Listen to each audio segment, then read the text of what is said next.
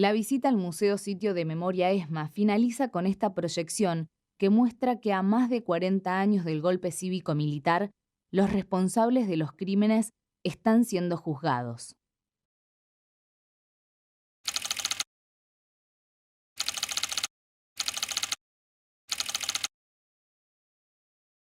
En la Escuela de Mecánica de la Armada, integrantes del grupo de tareas 3.3 decidieron incluirlos en un traslado. Traslado que todos conocemos. Consistió en aplicarles una inyección total, pentonaval, condujer a los aviones de la muerte, a la participación de los pilotos de la muerte. Es decir, a las víctimas de este grupo se les causó la muerte en forma dolosa. Fueron arrojados mar adentro. Declárase abierto el acto, la causa número 13 contra las siguientes personas. Almirante General, Almirante Jorge Eduardo Rafael Emilio Macera, Videla, Almirante Armando General, Condenar a Jorge Rafael Videla a las penas de 50 años de prisión, a la pena única de reclusión perpetua.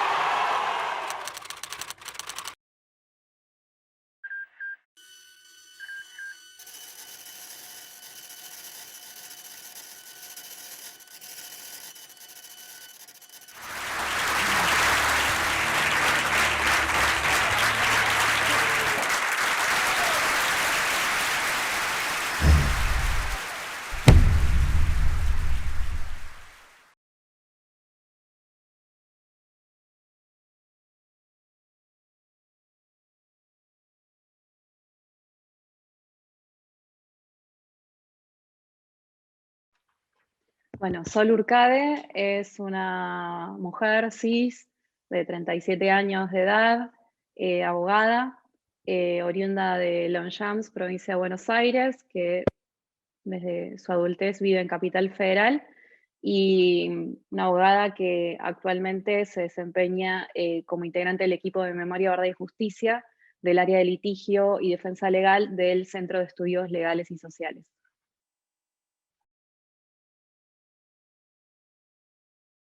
Nací el 6 de septiembre de 1983. Siempre me apena un poco todavía haber nacido por un mes, unos meses en dictadura. Nací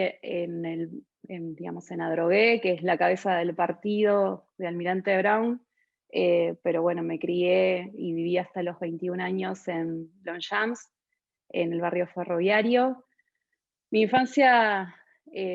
fue feliz, relativamente feliz, pero bueno, la he pasado con todas las penurias que pasó el país. Bueno, los 80s con la hiperinflación, los 90s, con bastantes carencias en casa, haciendo lo que se podía para sobrevivir, viendo a Norma Plan, el Congreso, cada vez que iba al dentista, a Capital. Pero bueno, por suerte, mi familia, mi tía sobre todo, que fue una madre que me dio la vida, fue la que me garantizó, digamos, la educación y la recreación también, poder ir de vacaciones. Así que, bueno, eso fue una infancia feliz, completa, estudiando por allá, por la zona sur, y bueno, después decidí estudiar antropología, cuestión que después fui cambiando hasta llegar a abogacía y llegar a hacer lo que realmente me gusta hacer.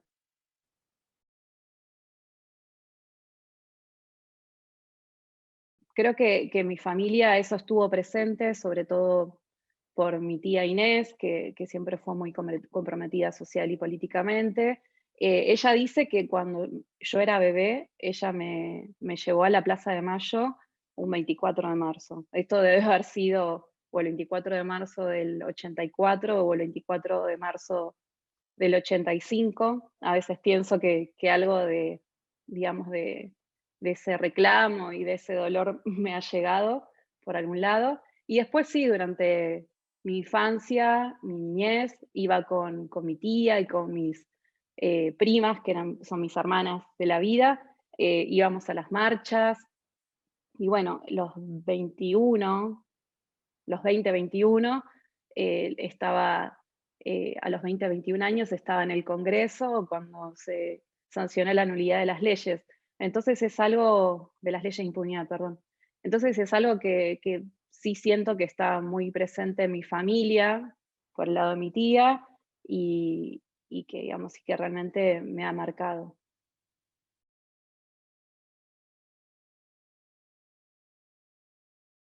Cuando estaba terminando la secundaria, fui a un taller de, digamos, de orientación vocacional, y bueno, ya desde antes me gustaba todo lo que es la mitología griega, egipcia. Entonces, el tema de la antropología, un poco también con el tema de la búsqueda de los orígenes, me llamó, y lo veía como algo muy interesante, algo que me gustaría hacer. Y bueno, empecé a cursar en la Facultad de Filosofía y Letras, y cursé bastante. De hecho, me faltarían como 6 materias para recibirme de antropóloga, pero en la cursada la conocí a Sofía Tiscornia, que es vicepresidenta del CELS actualmente, y ella daba un seminario sobre antropología jurídica, y bueno, conocí un aspecto, digamos, del derecho, de la abogacía, que hasta ese momento no conocía. Tuvimos que ir a hacer un trabajo práctico a la Facultad de Derecho, me impactó bastante. En comparación con la Facultad de Filosofía y Letras era otro universo. Pero bueno, en ese seminario también conocí, que creo que yo sabía que existía, pero conocí con precisión qué era el Centro de Estudios Legales y Sociales y todas las cosas que hacía, y que además daba la posibilidad de hacer una práctica profesional en la organización. Y la verdad que quedé fascinada de que el derecho pudiera servir para lograr cambios sociales. Y bueno, fue así que decidí anotarme en la Facultad de Derecho, en la carrera de abogacía. Intenté un tiempo cursar en simultáneo antropología y hacer las materias del CBC que me faltaban para poder anotarme en la carrera de abogacía. Y bueno, en un momento esa simultaneidad se hizo insostenible, me decidí, di libre las 2 materias que me quedaban, una materia que me quedaba, y me anoté en abogacía, y así empecé. Y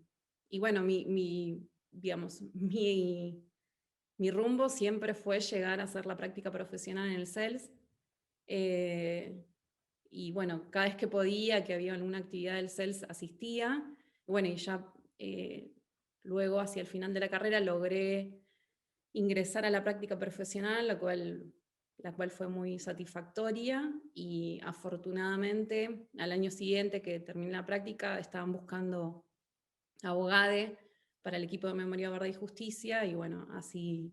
es que, digamos, inicié mi carrera como abogada ya recibida.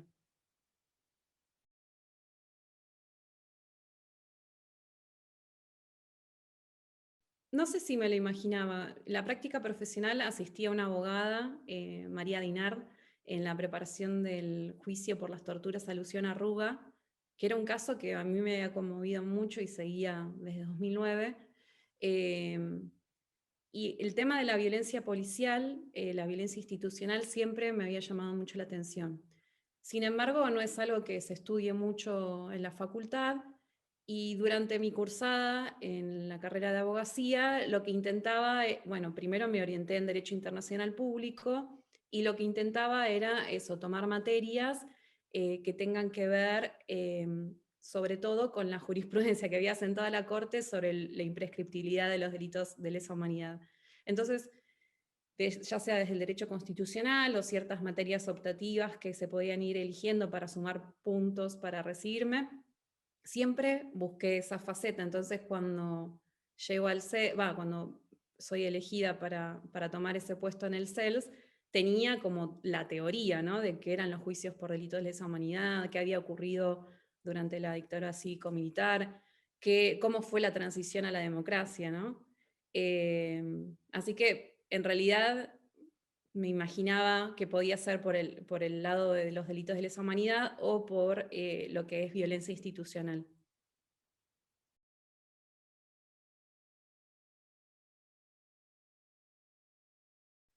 Bueno, cuando una lee sobre los hechos, bueno, lee las causas, se da cuenta que hay muchas prácticas que se sostienen. O sea, durante el terrorismo de Estado había un plan sistemático deliberado para cometer violaciones masivas a los derechos humanos, que si bien en la actualidad no es sistemático, no está planificado, hay algunas violaciones a los derechos humanos que consisten en prácticas que las instituciones policiales reproducen, digamos, de aquella época. Eso es muy llamativo. Por suerte, bueno, el contexto es diferente, pero bueno, lamentablemente estas prácticas de violencia hacia ciudadanos, hacia personas, ya sean, bueno, que son detenidas o privadas de su libertad, o reprimidas durante protestas, por ejemplo, son cuestiones que digamos que están como, no sé si en el ADN de las instituciones, pero se reproducen dentro de las instituciones, y a pesar de todos los esfuerzos del movimiento de derechos humanos para que esas prácticas cambien, ¿no? Y también algunos esfuerzos de algunos gobiernos, ¿no? Para que esas prácticas se modifiquen.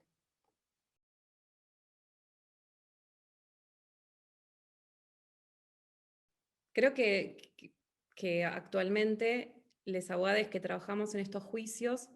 llevamos muchísimos casos, afortunadamente, porque hay muchos juicios, y que generalmente, y sobre todo les abogados de las querellas, llevamos no solamente un juicio oral, sino también muchos juicios orales o muchos juicios orales en simultáneo, y a la vez la etapa de investigación, que son las causas que están en instrucción. Y a la vez, bueno, también está el factor de que en el Centro de Estudios Legales y Sociales, el equipo de Memoria, Verdad y Justicia, además de llevar adelante las querellas del CELS en juicios por delitos de lesa humanidad, también bueno, da atención a víctimas, responde consultas sobre, por ejemplo, cómo iniciar un juicio, cómo presentar una querella, o sobre el estado de la investigación de determinados delitos. También en su momento, desde el CELS llevamos todo lo que es la estadística sobre los juicios por delitos de lesa humanidad. Entonces, en el día a día, bueno, hay obviamente una atención en las audiencias orales a las que tenemos que asistir, digamos, en preparar cada una de esas audiencias, para conocer la prueba existente, quiénes van a declarar, qué han declarado en otras oportunidades, y preparar justamente las declaraciones testimoniales que toquen. Y después el resto del día es muy variado en cuanto a las necesidades que tenga cada causa. Por suerte, en las causas se siguen pidiendo medidas de prueba, siguen habiendo declaraciones testimoniales a personas que tal vez nunca han declarado o que van a ampliar su declaración testimonial. También, bueno, nuevas indagatorias, nuevas vistas para requerir la elevación a juicio. Entonces, el día a día es eso, muy variado, y la verdad es que digamos, la atención tiene que ir de acuerdo a las necesidades de cada caso y cada juicio en un momento concreto del año, digamos, que a veces se puede prever y otras veces no.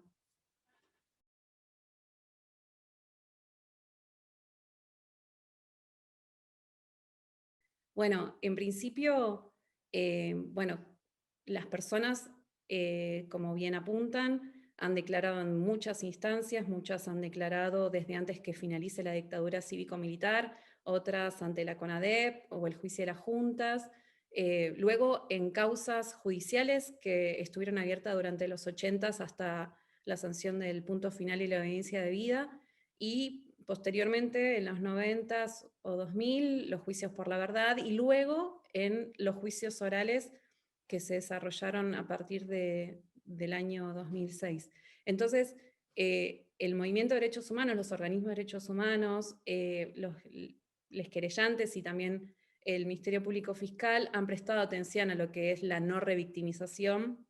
de aquellas personas que justamente han declarado que sufrieron estos hechos sumamente traumáticos, y que el objetivo no es que una persona se siente y se considere como una grabadora, un reproductor de información, sino como una persona que justamente testimoniar le conlleva un dolor y tiene sus consecuencias, ¿no? En revisitar esos hechos. Entonces siempre hay un especial cuidado a que esa persona no sea preguntada sobre cuestiones sobre las que ya declaró. En ese sentido se logró en 2012 que la Cámara Federal de Casación Penal haga una acordada que tiene algunas reglas prácticas sobre cómo desarrollar los procesos judiciales por delitos de lesa humanidad, y una de las reglas que plantea esa acordada es poder incorporar las declaraciones de esas personas que ya han declarado para que se pueda utilizar en un nuevo juicio, no tenga que ser citada nuevamente y revictimizada. No obstante ello, a veces es necesario que una persona que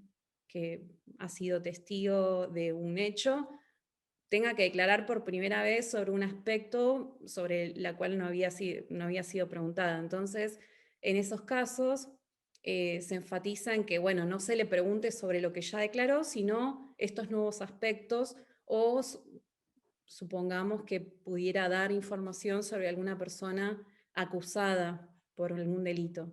Entonces, en ese caso, se enfatiza eso, atenernos a solamente preguntar sobre esas nuevas cuestiones sobre las cuales no ha declarado o no ha profundizado. Y bueno, ahí está la cuestión que hay que muchas veces señalar a los tribunales, que a veces son más sensibles, otras veces no tanto, a que, y sobre todo las defensas, no vuelvan sobre cuestiones sobre las cuales esas personas ya han declarado. Y otro aspecto central, digamos, de las declaraciones es poder hacer un acompañamiento psicojurídico, digamos, ya sea asesorando a esa persona sobre por qué se la cita nuevamente a declarar, sobre qué cuestiones o por qué motivos se la citó a declarar, en qué juicio está declarando, por qué es diferente al juicio en el cual ya declaró, y después si lo necesita, el acompañamiento, eso sí, con el equipo de salud mental en el CELS o por el Centro Ulloa, que es una dependencia estatal.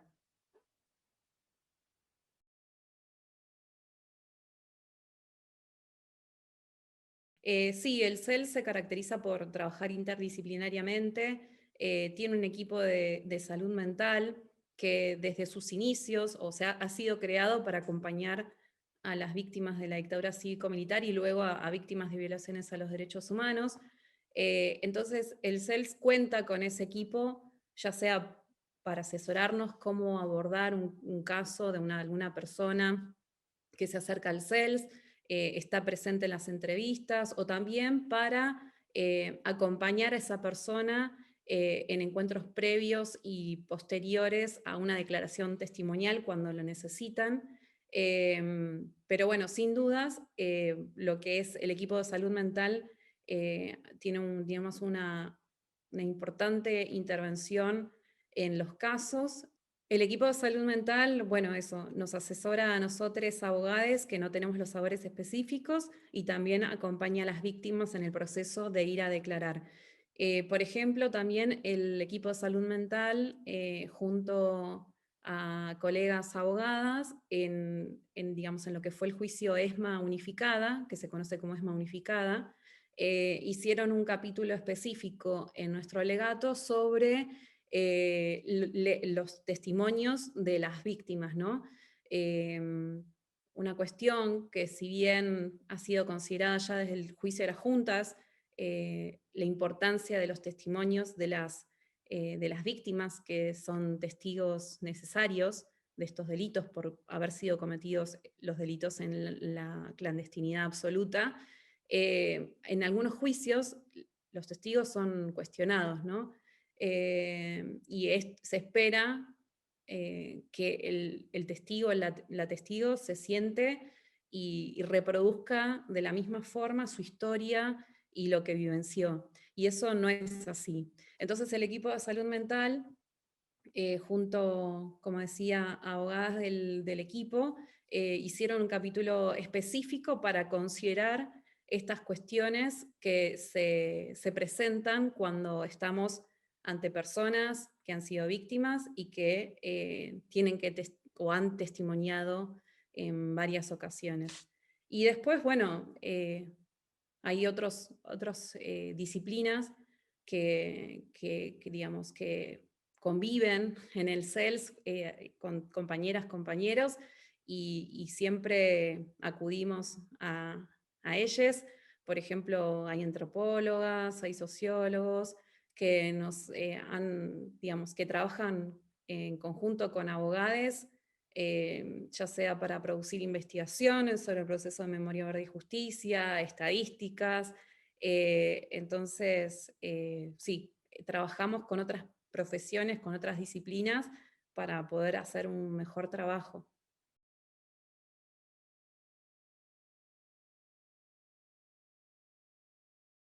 Bueno, los afectó gravemente porque apenas se declaró el aislamiento social preventivo y obligatorio, el Poder Judicial estaba en feria, digamos, se dictó una feria extraordinaria, por lo cual se suspendieron todos los debates orales, se suspendieron también las causas que estaban en instrucción, en plena investigación. Entonces, en un momento estuvimos un poco expectantes porque creo que nadie imaginaba que iba a durar tanto lo que estaba sucediendo, y en principio queríamos que los juicios sigan como siempre habían sido, ¿no? En los tribunales, en las salas de audiencias, pero cuando vimos que la situación se estaba prolongando, entablamos conversaciones con la Procuraduría de Crímenes contra la Humanidad, con otros querellantes, porque entendíamos que la pandemia no podía ser otro obstáculo más en la búsqueda de justicia. Entonces, a partir de estas conversaciones, se lograron armar estrategias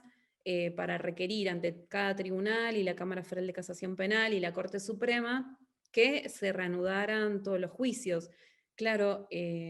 como decía, no es la situación ideal, pero la cuestión de la edad de las víctimas y también la edad de los imputados, que tienen una edad avanzada, hacía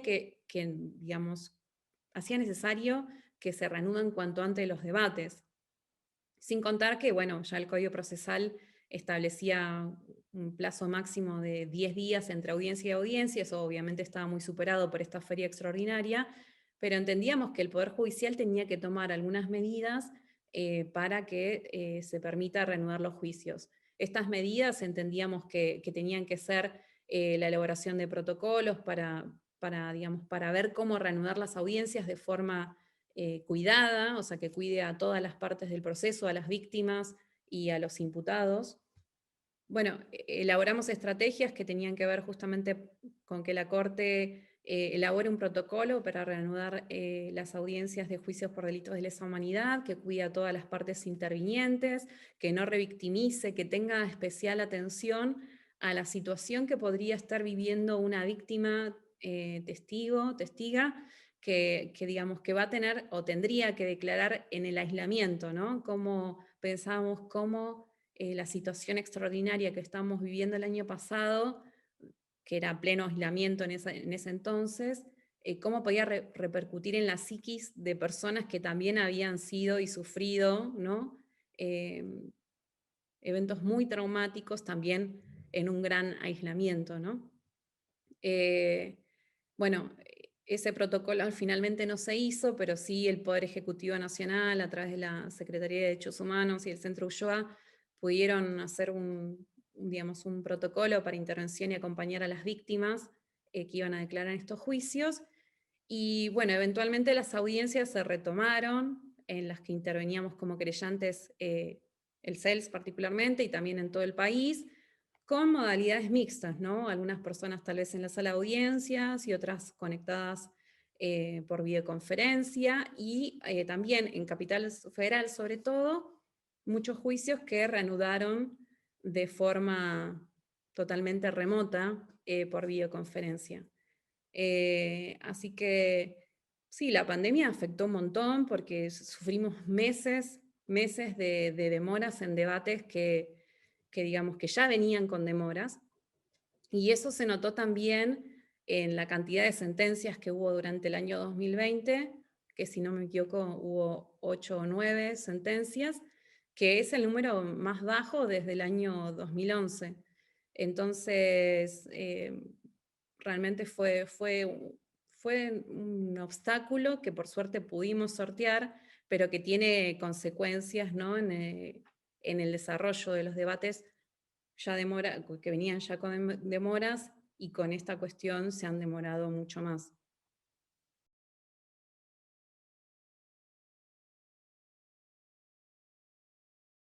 Bueno, hay cuestiones que deben profundizarse, por ejemplo, el juzgamiento de la violencia sexual, y después también, por ejemplo, el juzgamiento de las responsabilidades de empresarios en delitos de lesa humanidad. También una cuestión, digamos, no sé si decir como pendiente o que, digamos, está incompleta, tiene que ver con el juzgamiento de, digamos, de los clérigos o, digamos, lo eclesiástico, ¿no?, que también ha sido señalado desde el juicio a las juntas o desde la CONADEP en adelante. Es una cuestión que ha sido muchas veces señalada, en la cual no se ha avanzado y se debería profundizar. Y también una cuestión pendiente, entendemos que es la cuestión de la inteligencia durante la dictadura cívico-militar, que es una cuestión que se ha abordado muchas veces en torno a centros clandestinos particulares, donde había integrantes del Batallón de Inteligencia 601 operando,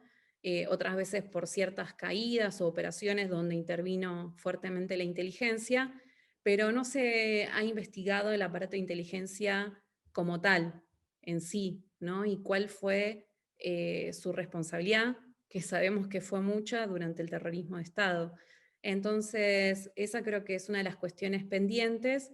pero bueno, después en las otras cuestiones ha habido avances, pero falta profundizar aún más la investigación, el juzgamiento y sanción de esas personas, las responsables de los delitos sexuales, de las violencias, los secuestros de trabajadores por parte de empresarios, o su responsabilidad, su intervención en aquellos secuestros, y sobre todo eso, la responsabilidad eclesiástica.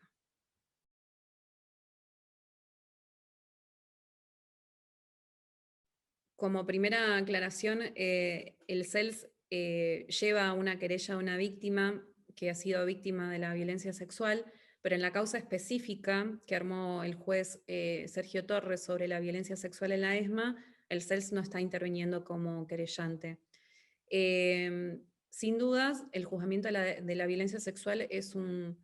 asunto pendiente en lo que es las sentencias de la causa ESMA.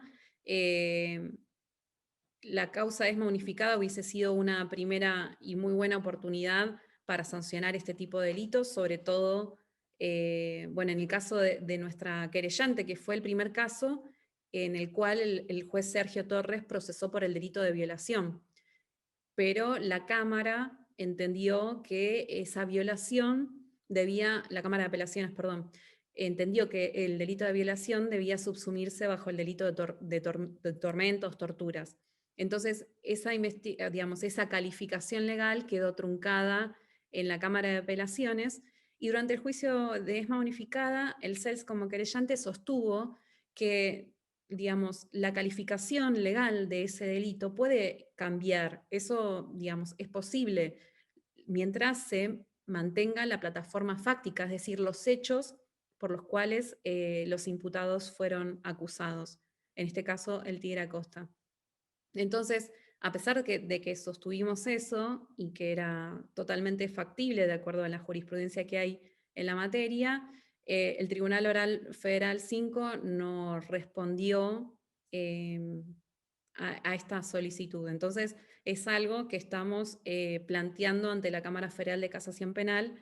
la Sala 2, que va a hacer la revisión de esa sentencia. Entonces, hasta el día de hoy, salvo por este juicio que se está desarrollando sobre violencia sexual, no hay ninguna condena por delitos contra la integridad sexual en el ámbito de la Escuela de Mecánica de la Armada. Entonces, estamos sin duda esperando una buena sentencia que reconozca estos delitos, que reconozca que las víctimas han padecido estos delitos contra su integridad sexual, para visibilizarlos, para que se haga justicia, pero también que se avance en la investigación, juzgamiento y sanción de otros delitos que están o bien en una etapa de investigación, o que ya han sido, narrados por las víctimas y que, se tiene que, imputar a aquellas personas que han tenido responsabilidad en la comisión de estos delitos. Actualmente también se está visibilizando la violencia sexual hacia personas trans, que, es algo muy importante visibilizarlo, poder empezar a trabajar en cuantificar a las víctimas de estos delitos contra la integridad sexual. Y bueno, sin dudas, las mujeres que han pasado por la ESMA fueron las que más lucharon y pelearon por visibilizar este tipo de delitos dentro de la ESMA, pero tal vez falta indagar un poco más sobre personas con otras identidades de género u otras orientaciones sexuales que también han padecido la violencia sexual en la ESMA o u otros centros clandestinos de detención.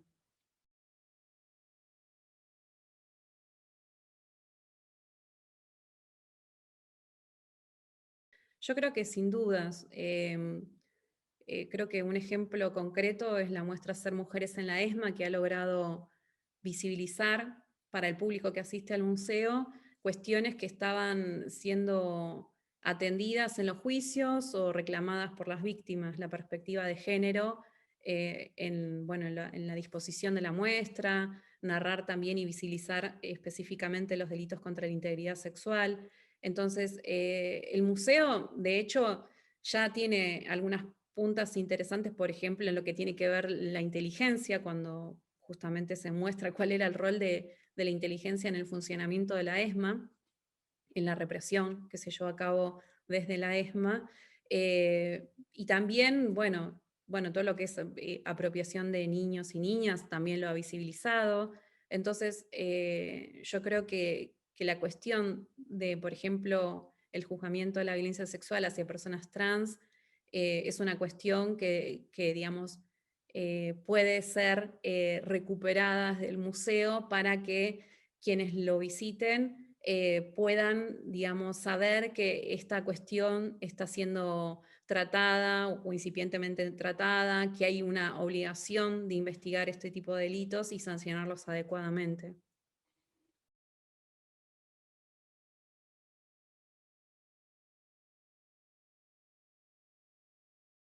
Bueno, hay una red que se ha atendido entre abogados por delitos en juicios por delitos de lesa humanidad, que es una red nacional de abogados querellantes que se llama Mario Bosch, en honor a Mario, que ha sido un importante impulsor de los juicios por delitos de lesa humanidad, que ha fallecido.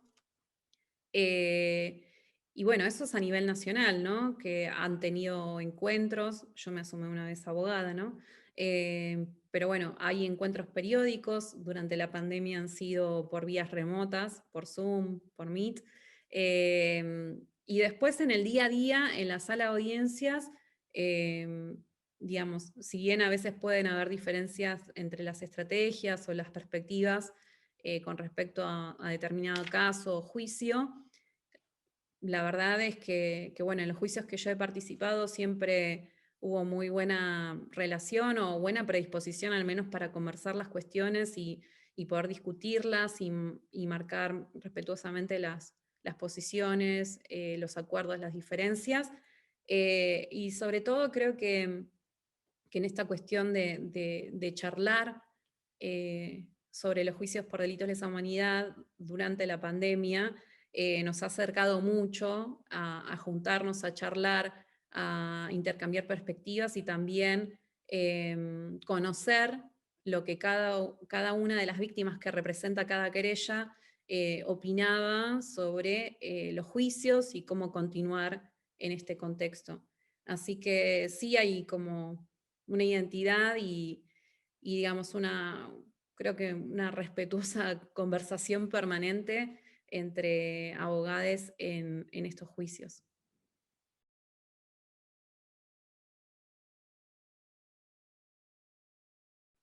Bueno, el CELS interviene como querellante institucional en lo que se conoce la causa ESMA. También el CELS y sus abogados representan a víctimas que se han presentado como querellantes particulares en la causa, es decir, acusadores, digamos, particulares, privados, que no es el Estado, que es la Fiscalía. Y el CELS, bueno, justamente uno de los fundadores, Emilio Mignone, tiene a su hija, o tuvo a su hija desaparecida, y se ha comprobado que estuvo detenida, desaparecida en la ESMA. Entonces, la causa ESMA es algo, y es una investigación en la cual el CELS participó desde, bueno, la dictadura, y después, luego del juicio de las juntas, también en la investigación de lo que se conoció como la causa 761, ¿no? Ahí representó, por ejemplo, bueno, al caso del hijo de León Ferrari, Ariel, y otros casos que digamos, los llevó abogados y abogadas, sobre todo del CELS. Luego, el CELS también, a través de Emilio Mignone y sus abogadas también, han, digamos, trabajado para, de alguna forma, sortear la impunidad de las leyes de punto final y audiencia de vida y los indultos, requiriendo que se investigue lo sucedido con las personas detenidas desaparecidas por el derecho a la verdad. Y bueno, luego de lograrse la reapertura de los juicios, con la nulidad de las leyes y el dictado por varios jueces de la inconstitucionalidad de las leyes de impunidad, el CELS ha intervenido en la causa ESMA desde ese entonces, 2003 para aquí.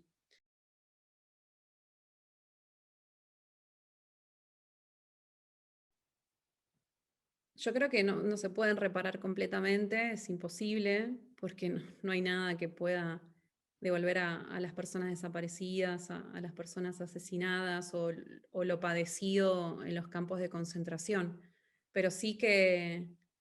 el Estado puede hacer o tiene que hacer los mejores esfuerzos para reparar en lo que sí se pueda a las víctimas del terrorismo de Estado. Creo que es importante recordar que, bueno, que más allá de, digamos, de las víctimas concretas, sean desaparecidas, asesinadas o ex detenidos desaparecidos, también están las víctimas, que son todas las familias y las generaciones que le siguen a ellos, ¿no? Que han sufrido las consecuencias del terrorismo de Estado. Entonces, creo que sí, digamos, hay que reparar en la medida de lo posible, ya sea, bueno, simbólicamente, reconociendo estos delitos, agilizando la investigación para que se investiguen todos los hechos de los que fueron víctimas y también se condene a los responsables de esos delitos. Bueno, después acompañamiento desde la parte, digamos, de la reparación económica por lo vivido, que el Estado argentino lo ha hecho. Creo que sí, la reparación es algo muy importante, pero es imposible reparar algo que es tan tremendo, que es tan terrible.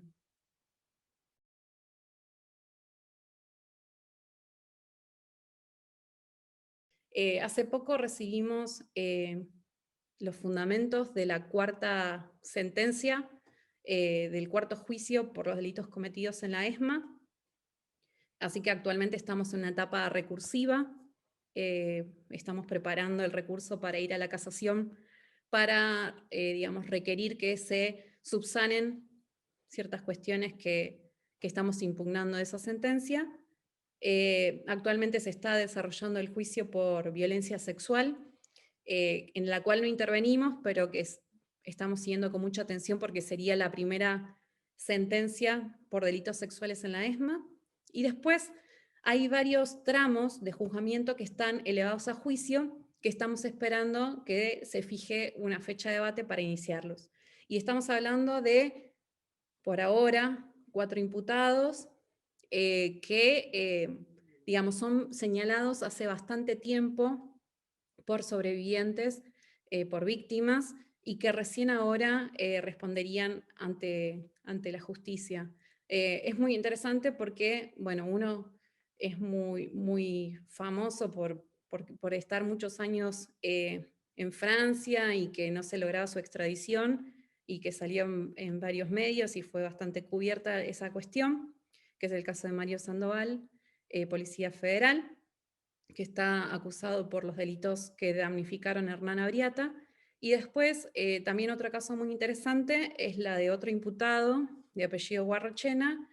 que es uno de los que figuran en el informe Basterra. Es decir, que es una persona que estaba en ese informe que tenemos a la vista y que está incorporada a la causa desde el año 1984. Así que nosotros y nosotras en el CELS creemos que todos los juicios por delitos de lesa humanidad siempre aportan a la verdad. No es que porque haya más justicia hay menos verdad, que es algo que se trató de instalar en algún momento entre 2015 y 2016,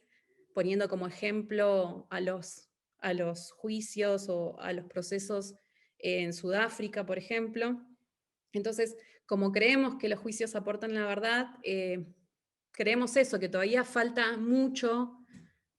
responsabilidades por identificar en la ESMA. Hay muchas personas que actúan por apodos y que al momento no han sido identificadas, pero siempre hay medidas de prueba tendientes digamos, a tratar de ponerle un nombre y un apellido a esa persona que han sido señaladas por sobrevivientes. Entonces, falta mucho por recorrer en la causa ESMA y, bueno, esperemos que se pueda hacer rápidamente, justamente por el tiempo que nos queda en estos juicios debido a la edad de los imputados y, bueno, el tiempo transcurrido desde que se cometieron.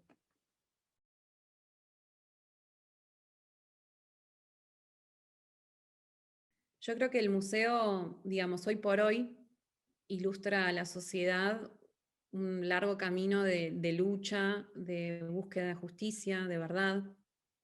y juega un rol muy importante en la memoria. Tiene un poder, digamos, de poder educarnos, conocer lo que ha sucedido tanto en ese centro clandestino de detención, tortura y exterminio como en otros del país, y que en el futuro va a tener un rol muy importante en hacerle saber a las futuras generaciones qué es lo que sucedió en la Argentina y cómo la Argentina pudo abordar las graves violaciones a los derechos humanos cometidos durante la dictadura cívico-militar, y también recordar justamente el gran esfuerzo, la gran valentía de todas las víctimas que digamos, han luchado y han declarado y han narrado lo inenarrable durante todos estos años. Así que yo creo que el rol del museo va a ser muy, muy importante, y creo que, bueno, es una de estas cuestiones que digamos, que engloba el nunca más, ¿no? El nunca más no es nunca más qué ni cómo, sino el nunca más se sostiene a través, digamos, de políticas públicas muy concretas que ilustren lo que ha ocurrido, que, digamos, hagan notar la obligación estatal de investigar, sancionar estos delitos, y bueno, que justamente muestren que algo así no puede volver a ocurrir. Entonces, el rol de este museo va a ser muy importante.